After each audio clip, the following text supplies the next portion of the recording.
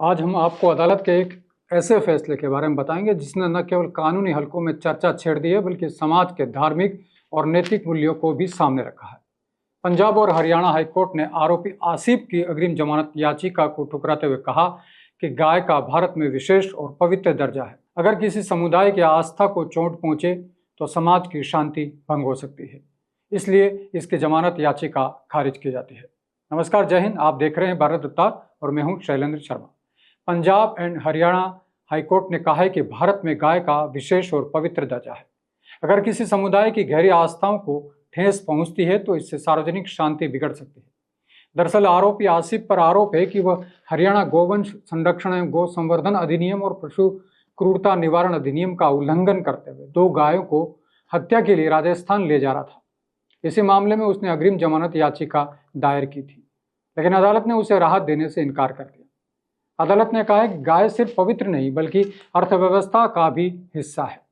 Justice Sandeep Modgil ने कहा है कि भारतीय समाज में गाय का विशेष स्थान है। यह न केवल धार्मिक रूप से पूजनीय है बल्कि कृषि अर्थव्यवस्था का भी महत्वपूर्ण हिस्सा है।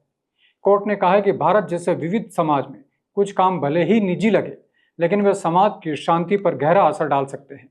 कोर्ट ने सुप्रीम कोर्ट के फैसले गुजरात बनाम मिर्जापुर मोती कुरैशी 2005 का हवाला देते हुए कहा है कि गौ हत्या पर रोक लगाने वाले कानून पूरी तरह से वैध हैं और संविधान के मूल्यों को दर्शाते हैं। आरोपी पर पहले भी कई मामले हैं। कोर्ट ने बताया कि आसिफ पहली बार आरोपी नहीं है, उस पर पहले भी गौ हत्या से जुड़े 3 केस दर्ज हो चुके हैं। उन मामलों में उसे जमानत का फायदा मिला लेकिन उसने उसका दुरुपयोग किया। न्यायाधीश ने कहा है कि अग्रिम जमानत का मकसद निर्दोष लोगों को गलत गिरफ्तारी से बचाना है, न कि आदतन अपराधियों को ढाल देना।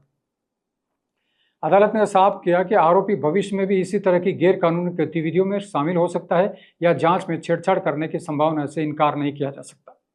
न्यायालय ने आरोपी को राहत देने से साफ इनकार कर दिया। गुजरात राज्य बनाम मिर्जापुर मोती कुरैश कसाब जमानत 2005 8 SSC 534 का हवाला दिया गया, जिसमें सर्वोच्च न्यायालय ने गौ हत्या निषेध कानूनों की संवैधानिक वैधता को बरकरार रखा और भारतीय संविधान के अनुच्छेद 48 के तहत संवैधानिक निर्देश को हमारे समाज के नैतिक और आर्थिक लोकाचार को प्रतिबिंबित करने वाला माना। हमारा संविधान केवल अमूर्त रूप में अधिकारों की रक्षा नहीं करता, यह एक न्यायपूर्ण, करुणामय और एकजुट समाज का निर्माण करना चाहता है। भारतीय संविधान का अनुच्छेद 51A(G) प्रत्येक नागरिक को सभी जीवित प्राणियों के प्रति करुणा दिखाने का आदेश देता है। इसी संदर्भ में बार बार जानबूझकर और भड़काऊ तरीके से किए गए कथित गौ हत्या का कृत्य संवैधानिक नैतिकता और सामाजिक व्यवस्था के मूल पर प्रहार करता है।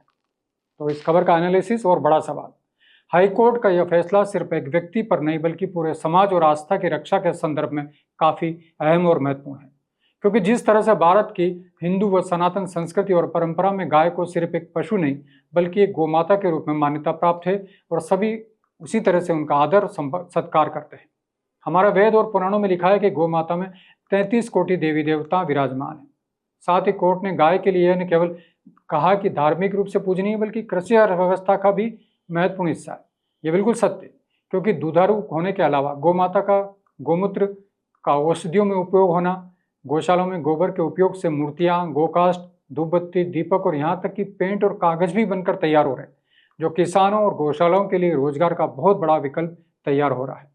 ऐसे में अदालत का यह आदेश वाकई में न सिर्फ भारत बल्कि पूरे विश्व भर में फैले रहने वाले सनातनियों को राहत देने का। वाकई में इस तरह के मामलों में कानून और सख्ती से लागू होना चाहिए। क्या बार बार अपराध करने वाले और खासकर धार्मिक भावनाओं पर कुठाराघात करने वाले इस तरह के आदतन अपराधियों को जमानत की कोई गुंजाइश नहीं होनी चाहिए। अदालत के इस तरह के कठोर और सख्त फैसलों से निश्चित रूप से समाज में शांति व धार्मिक आस्था की रक्षा होगी। आपका इस फैसले पर क्या विचार है? कमेंट में अपनी राय जरूर दें और वीडियो को शेयर करें। ताज़ा अपडेट के लिए आप बने रहिए भारत अवतार के साथ। जय हिंद।